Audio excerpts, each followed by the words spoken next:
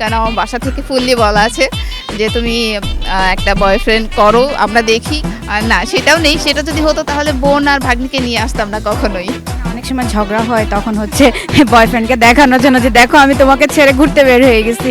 না না আমার সেটার কোনো ইয়ে নেই, কারণ আমার বাসা থেকে ফুললি বলা আছে যে তুমি একটা বয়ফ্রেন্ড করো আমরা দেখি, কিন্তু আসলে আমার সেটা পছন্দ না। মানে এত সুযোগ পাওয়ার পরেও আপনি কেন এটা হাতছাড়া করতেছেন আপু?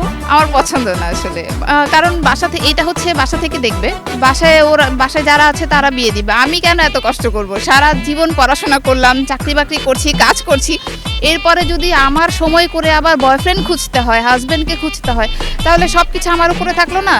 না আপু, এটা এমন না যে ও হুট করে একজনকে এনে দিবে, তাকে বিয়ে করব, তার সাথে অ্যাডজাস্ট হতেও তো অনেক টাইম লাগে। না আসলে যখন বাসা থেকে আনবে, মানে আমার ইচ্ছা হচ্ছে আমি তো হুট করে বিয়েতে বসে যাব না, আমি তার সাথে কিছুদিন কথা বলবো, সময় কাটাবো, দেখবো যে সেই মানুষটা কেমন। কারণ আপনার একটা মানুষের সাথে যদি আমার মেন্টালিটি না ম্যাচ করে তাহলে তাকে বিয়ে করা সম্ভব না।